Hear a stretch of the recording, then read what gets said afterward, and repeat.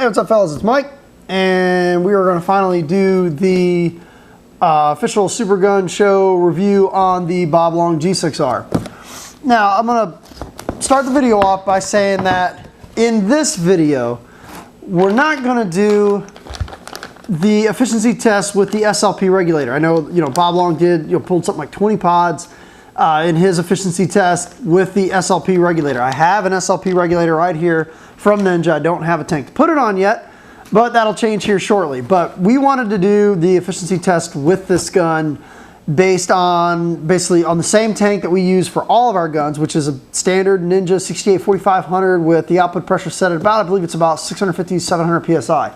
And how do I know that? It's because I use these little on-off ASAs with gauges on them, and I always test the output pressure of the tank before I do an efficiency test, at least once every 2 or 3 weeks, just to make sure it's sitting in the same 650-700 psi window. That way no gun gets any sort of advantage or anything like that.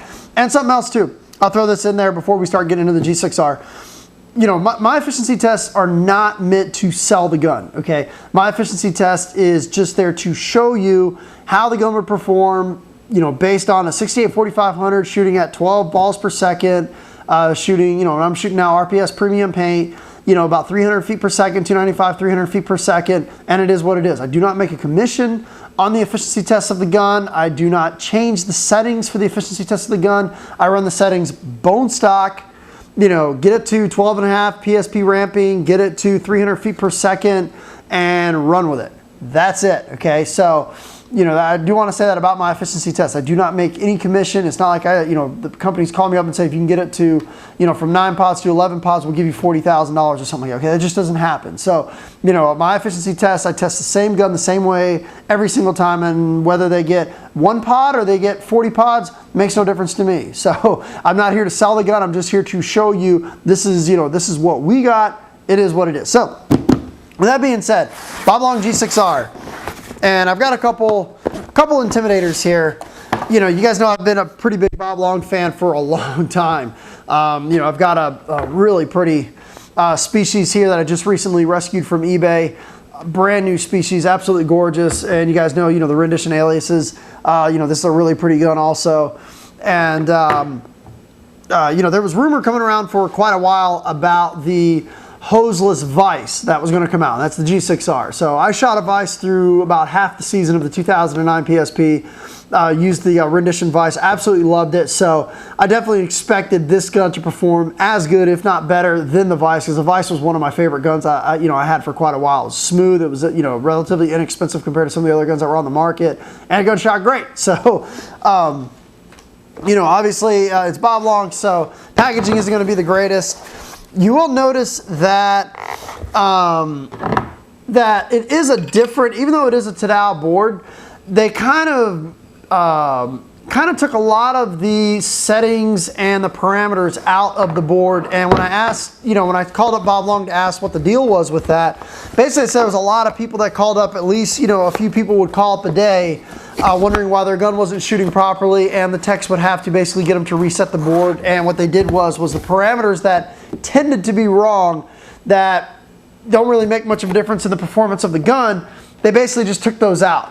So the new board that it comes with, it's the Odoshi G6R board. You will notice that it's very, very different than like the Musashi series or the Yakuza series and stuff like that. So definitely, if you've been shooting Tadao boards for quite a while, you definitely want to read this manual a couple times just to make sure that you understand the new parameters, because the colors are not going to match up and stuff like that. So that the G6R, even though it is a Tadao board, it gets its own board that's different than the other Tadao boards. It's got all the modes that you would need, just doesn't have the extra features in the parameters. Now, I'm pretty sure that you would be able to flash this board if you send it into Tadao, but I definitely wanted to bring it up.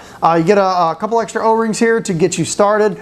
I definitely recommend, if you take the gun out of the box, you shoot it for a while, and you plan on this being your shooter for quite a while, probably one of the first things I would do is definitely stock up on another O-ring kit, just in case you blow one or something like that. I mean, this is enough O-rings to basically fix your gun just a couple of times, but if you plan on having it for a long time, you definitely want to stock up on these as inexpensive insurance. Something else that's in the box here, which is kind of nice, is they're now quality controlling the guns out of the box. They're telling you what your LPR setting is and also what your high pressure regulator setting is on your particular gun before it leaves the factory, and it also tells the chrono speeds that they're getting, and they're signing it at the bottom, which is really nice. So, you know, it's really nice to see that kind of you know, that kind of care before the market. It's not, you don't just have people slapping them together and throwing them out the door, stuff like that. This is some proof and some assurance that the marker was tested before it shipped out. I definitely am glad that they're doing this. So G6R, I mean, it's really neat feeling gun. The biggest thing that you feel about the gun is very thin in the hands. Don't know how to really describe it other than that, but it doesn't have the meat of the vise. It could be because of the grips. You know, these grips are very narrow.